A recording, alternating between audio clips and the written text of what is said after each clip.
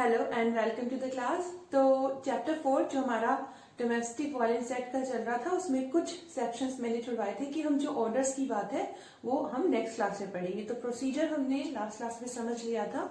आज हमें पढ़ना है कौन कौन से ऑर्डर है जो मजिस्ट्रेट जो है पास करते हैं अग्रीड पर्सन के फेवर में, अग्रीड पर्सन को प्रोटेक्ट करने के लिए डोमेस्टिक वायलेंस से। तो देखिए जो ऑर्डर है बेसिकली हमारे पास जो ऑर्डर दिए गए हैं वो 5 दिए गए हैं: protection, residence, monetary relief, custody order और कॉम्पेंसेशन ऑर्डर्स। ठीक है, तो जो ये ऑर्डर्स है ना ये आप डायरेक्ट जब पढ़ेंगे तो देखिएगा बहुत इजी है, ऐसा कुछ भी कॉम्प्लिकेटेड इसके अंदर नहीं है। बट क्योंकि हम सिलेबस कंप्लीट करवा रहे हैं तो हम आपको बताएंगे कि इसके अंदर क्या है। सबसे पहले सेक्शन 18 जो बात करता है प्रोटेक्शन ऑर्डर के बारे में। प्रोटेक्शन ऑर्डर ये कहते हैं कि जब मजिस्ट्रेट ये सेटिस्फाइड हो जाते हैं कि जो है कोई डोमेस्टिक वायलेंस की घटना हुई है या फिर होने वाली है, जब उनको पता लगता है कि या तो हुई है कोई घटना या फिर होने वाली है, तो वो दोनों और एप्लीकेशन आती है, सेक्शन 12 में हमने पढ़ा था। तो उस वक्त जो है वो अग्रीड पर्सन को भी सुनते हैं और रिस्पोंडेंट को भी सुनते हैं और उसके बाद उन्हें लगता है कि हाँ यहाँ पर प्रोटेक्शन ऑर्डर देना चाहिए, तो वो प्रोटेक्शन ऑर्डर जो है देते हैं जब उन्हें लगता है कि हाँ डोमेस्टिक वायलेंस की अगर घटना हुई है या होने वाली है और दोनों पार्टी को सुनने के बाद। तो क्या प्रोटेक्शन ऑर्डर है इसको देख लेते हैं। इसमें जो प्रोटेक्शन ऑर्डर की बात करें वो क्लोज दी गई है, क्लोज ए। वहां कहते हैं कि रिस्पोंडेंट को मना करते हैं मजिस्ट्रेट कि आप डोमेस्टिक वायलेंस नहीं करेंगे। मतलब जिस केस में उन्हें पता लगता है कि होने वाली है उनको वो डायरेक्ट करते हैं रिस्पोंडेंट को कि आप जो है क्या करेंगे, डोमेस्टिक वायलेंस नहीं करेंगे। और अगर कोई कर रहा है, आपके नहीं कर रहे लेकिन कोई और व्यक्ति कर रहा है, तो उस व्यक्ति को ना तो आप मदद करेंगे और ना उसको प्रोवोक करेंगे। मतलब हम कानून की भाषा में कहें तो उसको अबेट करेंगे, उसको उकसाएंगे कि हाँ हाँ ठीक है करो, ऐसा करो ऐसा करो। मतलब आप नहीं बोलेंगे, ना तो खुद करेंगे दूसरे को करने देंगे, मतलब उसको बोलेंगे कि हाँ कीजिए। तो दोनों चीजों के रिस्पोंडेंट को ऑर्डर पास किया जाता है। तीसरी चीज के लिए बोल रहा है क्लॉज सी में सेक्शन 18 की, ये बोला गया है कि जो है रिस्पोंडेंट को कहा जाता है कि अग्रीड पर्सन जहां काम करती है, एम्प्लॉयड है, वहां आप नहीं जाएंगे। और अगर अग्रीड पर्सन एक चाइल्ड है, बच्ची है, तो वहां उसके स्कूल में आप नहीं जाएंगे, या फिर जहां अग्रीड पर्सन फ्रीक्वेंटली विजिट करते हैं वहां नहीं जाएंगे। क्लोज डी कहती है किसी भी तरीके की कोई कम्युनिकेशन स्टैब्लिश करने की रिस्पोंडेंट अग्रीड पर्सन के साथ कोशिश नहीं करेंगे। मीन्स ना तो कोई इलेक्ट्रॉनिक मीडियम से उनको कांटेक्ट करने की कोशिश करेंगे, ना उनको विजिट करेंगे, ना उनको फोन करेंगे, ना उनको कोई चिट्ठी पत्र लिखेंगे, किसी भी तरीके का कोई कांटेक्ट उनसे स्टैब्लिश नहीं करेंगे। किनसे? अग्रीड पर्सन से रिस्पोंडेंट। जो भी प्रॉपर्टी है अग्रीड पर्सन और रिस्पोंडेंट की जो ज्वाइंट में है, चाहे अगर उनकी ज्वाइंट में है या फिर उनकी सेपरेट है, मतलब अग्रीड पर्सन की कोई प्रॉपर्टी है, स्त्रीधन है, तो उसको एलिनिएट मींस ट्रांसफर करने की कोशिश नहीं करेगा रिस्पोंडेंट। इसके अलावा जो अग्रीड पर्सन की अगर कोई डिपेंडेंट है तो उन्हें किस तरह का नुकसान पहुंचाने की कोशिश नहीं करेंगे। किसी ने जो अग्रीड पर्सन थे उनकी मदद की थी तो उसको नुकसान पहुंचाने की कोशिश नहीं करेंगे। इन सब बातों के अलावा कोई और भी अगर चाहे ऑर्डर तो मजिस्ट्रेट पास कर सकते हैं प्रोटेक्शन ऑर्डर के अंदर। फिर सेक्शन 19 रेजिडेंस ऑर्डर, जो कि हमें पढ़ने के जो हमारा 8th चैप्टर है कीपिंग पीस एंड सिक्योरिटी वाला, उसमें जो ऑर्डर पास किए जाते हैं उसी के प्रोविजन, उसी तरीके के ऑर्डर का पालन यहाँ पर भी होगा, जबकि रेजिडेंस ऑर्डर जो है मजिस्ट्रेट जो है पास करते हैं। रेजिडेंस ऑर्डर या फिर निवास का ऑर्डर की बात कर रहे हैं तो ऑब्वियस सी बात है यहाँ शेयर हाउस होल्ड की तो कंसेप्ट आ ही जाएगी।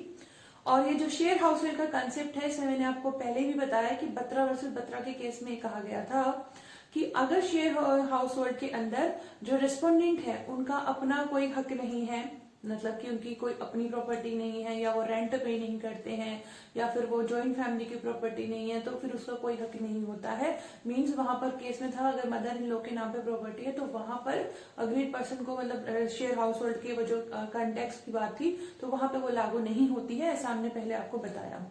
लेकिन अक्टूबर 2020, 15 अक्टूबर 2020 को स्पेसिफिकली बता रहे हैं, केस आया था सतीश चंद्र आहूजा वर्सेस स्नेहा आहूजा का, और वहां पर ये केस में हेल्ड हुआ था कि भले ही वो प्रॉपर्टी किसी की भी हो, किसी की मतलब किसी से भी बिलोंग करती हो, अगर डोमेस्टिक रिलेशनशिप में अग्रीड पर्सन रिस्पोंडेंट के साथ रहा हो तो फिर वहां पर उनका हक वहां रहने का बनता है। ये बात इस केस में कही गई थी।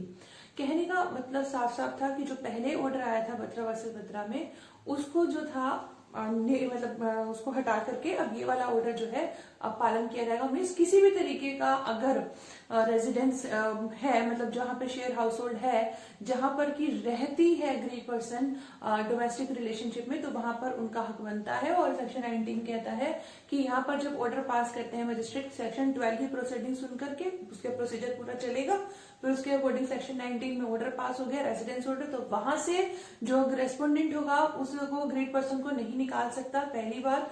दूसरा, हो सके जो अगर ऐसा भी ऑर्डर पास कर सकते हैं मजिस्ट्रेट कि जो रेस्पोंडेंट है वो वहां से हट जाए। लेकिन जो सबसेक्शन 1 का है उसकी क्लोज बी में ये तो कह दिया कि वहां से रेस्पोंडेंट हट जाए, तो प्रोवाइजो भी है सबसेक्शन 1 का, वो ये कहता है कि अगर रेस्पोंडेंट अगर महिला है तो फिर वहां पर महिला के कहीं नहीं जाएगा कि हाँ आप निकले, मतलब एक महिला को तो हम दे रहे हैं सुरक्षा और दूसरे को घर से बाहर निकाल रहे हैं, तो इसलिए भले वो रेस्पोंडेंट है तो उसको घर से बाहर नहीं निकाला जाएगा। हाँ, फिर क्लोज सी भी आ जाती है सबसेक्शन 1 की, जहां पर ये कहा गया कि अगर एक शेयर हाउस होल्ड है तो जिस पोर्शन में ग्रीड पर्सन रहती है वहां पर ना तो रेस्पोंडेंट जाएगा ना रेस्पोंडेंट के कोई रिलेटिव जाएंगे। ठीक है, ये भी क्लियर कर दिया गया, मतलब किस तरह की कोई परेशानी उस ग्रीड पर्सन को नहीं होनी चाहिए।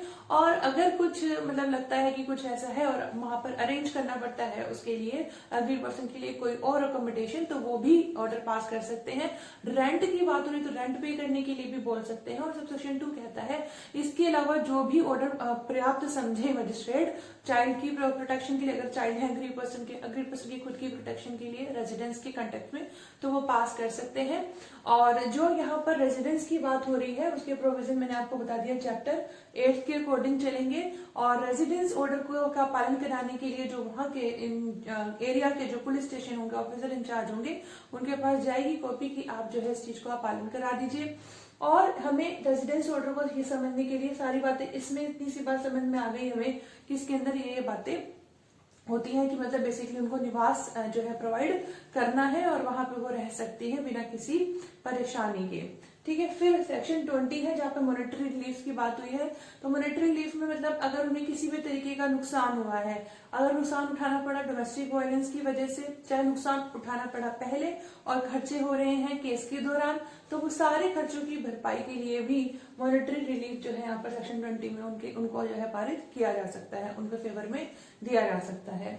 फिर कस्टडी ऑर्डर है सेक्शन 21। देखिए यहाँ पर ना डिटेल में है, नो डाउट इनके अंदर बेयर एक्ट में थोड़ी और भी बातें बताई गई है, बट घूम फिर के इनका जो सार है वो मैं आपको बता रही हूँ, क्योंकि अगर मैं आपको सारी चीजें बताऊंगी तो वो ऑलरेडी बेयर एक्ट में बहुत ईजी लैंग्वेज में लिखी हुई है, कुछ कॉम्प्लिकेटेड नहीं है। तो फिर मतलब बेवजह आप भी कहेंगे कि मैं मतलब क्या बता रही हूँ, ऑलरेडी लिखा तो हुआ है, फिर आप पढ़ के ऐसे सोचेंगे, तो ऑलरेडी लिखा हुआ है। जो मेन पॉइंट है वो मैं आपको बता रही हूँ उसके अंदर क्या है। सेक्शन 21 में कस्टडी ऑर्डर की बात करिए तो उसको सुन लीजिए। कस्टडी ऑर्डर में यहाँ पे कह रहे हैं कि अगर मजिस्ट्रेट को ठीक लगता है, बच्चे हैं अग्रीड पर्सन के और मजिस्ट्रेट को ठीक लगता है कि टेम्पररी, यहाँ जो कस्टडी की बात हुई वो टेम्पररी की बात हुई, तो टेम्पररी कस्टडी जो है अग्रीड पर्सन को दी जा सकती है। और अगर रेस्पोंडेंट की जहां तक मीटिंग की बात है बच्चों से, तो वो फिक्स की जा सकती है। और अगर ऐसा मजिस्ट्रेट को लगता है कि कस्टडी देने के बाद और उसको परमिशन देने के बाद रेस्पोंडेंट को कि आप मीटिंग कर सकते हैं बच्चों से, वो डेंजरस हो सकता है बच्चों के लिए, तो वहां पर जो है मतलब उनके हित में नहीं है रेस्पोंडेंट से मिलना, तो वो उस चीज के लिए मीटिंग के लिए भी ऑर्डर निरस्त कर सकते हैं। फिर कंपेंसेशन ऑर्डर की अगर हम बात करें सेक्शन 22 क्या कहता है, तो कंपेंसेशन में ये सब बातें तो हमने पढ़ ली कि मॉनेटरी रिलीफ, तो कंपेंसेशन के लिए भी किसी और तरह की कंपेंसेशन भी कह सकते हैं, जैसे कि मेंटली अगर टॉर्चर हुआ है उसकी वजह से अग्रीड पर्सन को नुकसान हुआ है, या मेंटली जो हम कहते हैं फिजिकल वायलेंस हुई है तो वो तो दिखाई देती है, लेकिन अगर किसी को ताने सुनने पड़े, क्योंकि हमें पता है डोमेस्टिक वायलेंस की जब हमने डेफिनेशन पढ़ी सेक्शन 3 में, तो हमने ये भी पढ़ा था कि अगर कोई इस तरीके का ताने वगैरह भी कसे जाते हैं, तो वो जो फक्तियां हैं, ताने हैं, सब कसे जाते हैं, जो मतलब उल्टी सीधी बातें अगर कही जाती है, तो उससे अगर किस तरीके का मेंटल एगोनी, मेंटल पेन सफर करना पड़ा है, तो वहां के लिए भी कंपेंसेशन यहाँ पे सेक्शन 22 में मांगा जा सकता है। फिर power to grant interim order and ex parte order, यहाँ पर मजिस्ट्रेट के पास ये भी पावर है। तो सेक्शन 1 सेक्शन 23 का कहता है कि इंटरिम ऑर्डर पास कर सकते हैं और एक्स पार्टी ऑर्डर भी पास कर सकते हैं, सब सेक्शन 2 ये कहता है। सेक्शन 24 कहता है court to give copies of order free of cost, तो जो ऑर्डर आता है उसकी जो कॉपी होंगी वो अग्रीड पर्सन और रिस्पोंडेंट ऑब्वियस पार्टीज को तो जाएंगी, इसके अलावा पुलिस इंचार्ज जो होंगे, जो कि वहां पर जुरिस्डिक्शन में जो पुलिस जो हमारा पुलिस स्टेशन होगा, उनके जो इंचार्ज होंगे पुलिस ऑफिसर उनके पास जाएगी, और सर्विस प्रोवाइडर जो होंगे उनके पास एक कॉपी जाएगी उसी एरिया के, और किसी पर्टिकुलर सर्विस प्रोवाइडर ने, मतलब सर्विस प्रोवाइडर ऑर्गेनाइजेशन है उसके किसी मेंबर ने ये चीज को हैंडल किया था, डोमेस्टिक इंसिडेंट रिपोर्ट बनाई थी, वो उसके लिए वो जिम्मेदार एक पर्टिकुलर मेंबर, तो उनके पास इस ऑर्डर की कॉपी जाएगी। सेक्शन 24 ये कहता है। फिर 25 को देखिए, ड्यूरेशन एंड अल्टरेशन ऑर्डर्स। अब कितने ड्यूरेशन की हम बात कर रहे हैं कि कितने ड्यूरेशन तक के लिए होगा। अच्छा, जब ड्यूरेशन की बात की है तो ड्यूरेशन जो है वो जब तक रहेगा लागू, मतलब जो भी ऑर्डर पास करते हैं, ये हमने ऑर्डर ये वाले पढ़े, तो ये ऑर्डर जब पास होते हैं तो कितने टाइम तक के लिए लागू रहेंगे। जहां तक इनके एप्लीकेबिलिटी की बात है, तो जब तक अग्रीड पर्सन मतलब नहीं कहता कि हाँ अब मुझे मैं मतलब सेटिस्फाई हूँ कि ठीक है अब प्रोटेक्शन नहीं चाहिए, तब तक के लिए लागू रहेंगे। या फिर दूसरे में कह रहे हैं कि अग्रीड पर्सन या फिर रेस्पोंडेंट, दोनों में से कोई भी ये एप्लीकेशन लेके आता है और प्रूव कर देता है कोर्ट में कि जो कंडीशंस हैं, जिन कंडीशन के ऊपर 18 से लेकर 22 में कोई भी ऑर्डर पास किया गया था, उन ऑर्डर में अब सिचुएशंस चेंज हो चुकी हैं, सर्कमस्टांसेस चेंज हो चुकी हैं, अब इस ऑर्डर को खत्म कर दीजिए, चेंज कर दीजिए। तो अगर कोर्ट सेटिस्फाई हो जाते हैं तो फिर वो अल्टर भी हो सकता है। मतलब जब तक अगर कोई एप्लीकेशन नहीं आएगी कहीं की तरह कहीं से भी, ना तो अग्रीड पर्सन से रेस्पोंडेंट से, तब तक वो चलता रहेगा ऑर्डर। फिर relief in other suit and legal proceedings. Section 26 कहता है कि जब भी जो है यहाँ पर डोमेस्टिक वायलेंस एक्ट के अंतर्गत कोई एप्लीकेशन फाइल की जाती है तो इसके साथ साथ सिविल कोर्ट या फिर क्रिमिनल कोर्ट या किसी फैमिली कोर्ट में भी इन बेसिस पे मुकदमा चल सकता है, मतलब उन्हीं की धाराओं के अकॉर्डिंग चल सकता है। लेकिन जब हम मुकदमे की बात कर रहे हैं कि इनके अंदर चल सकता है, तो अगर कोई रिलीफ मिलता है, कोई किस तरीके का रिलीफ अगर किसी धारा के अंतर्गत, सेक्शन 125 में अगर मिलता है, सीआरपीसी में एक महिला को भरण पोषण का अधिकार मिलता है, भरण पोषण का भत्ता मिलता है, तो उस केस में क्या होगा, वो बात यहाँ मजिस्ट्रेट को बतानी जरूरी है। सेक्शन 26 में बात क्लियर की गई है। फिर सेक्शन 28 प्रोसीजर की बात करता है, तो सेक्शन 28 का प्रोसीजर ये कहता है कि जब 18 से लेकर के और इन ऑर्डर्स की बात की गई है, तो उनका जो 12 सेक्शन 12 की भी बात है इसके अंदर, तो जो ऑर्डर्स हैं और सेक्शन 12 के प्रोसीजर की बात है, तो वो सब सीआरपीसी के अकॉर्डिंग चलेगा। पर सेक्शन 2 कहता है कि सेक्शन 28 का कि सीआरपीसी के अकॉर्डिंग चलेंगे, ठीक है, लेकिन जब ये चल रहा है तो उसकी कोई भी बात, मतलब सेक्शन 12 की कोई भी बात और जो हमारे सेक्शन 23 का सेक्शन 2 एक्स पार्टी ऑर्डर, इनकी बातों को कोई भी मतलब किस तरीके से नेगेटिवली इफेक्ट नहीं करेंगे। जो अगर हम सीआरपीसी की बात करें, मतलब उन्हें अफेक्ट नहीं करेंगे, उनके प्रोसीजर सेक्शन 12 के जो प्रोसीजर है और सेक्शन 23 का सेक्शन 2 एक्स पार्टी का प्रोसीजर, इनको अफेक्ट नहीं करेगा। बाकी जब बात कर रहे हैं सारे प्रोविजन कैसे चलेंगे, सीआरपीसी के अकॉर्डिंग चलेंगे। रेजिडेंस ऑर्डर और मॉनेटरी रिलीफ में एक इंपॉर्टेंट बात है जो कि हमें जाननी जरूरी है। रेजिडेंस ऑर्डर में इंपॉर्टेंट बात यह है कि जब हमने बात की थी कि रेजिडेंस ऑर्डर दिया जाएगा रेस्पोंडेंट के खिलाफ, तो वहां पर बॉन्ड भी भरवाया जा सकता है रेस्पोंडेंट से, बॉन्ड विद और विदाउट श्योरिटी।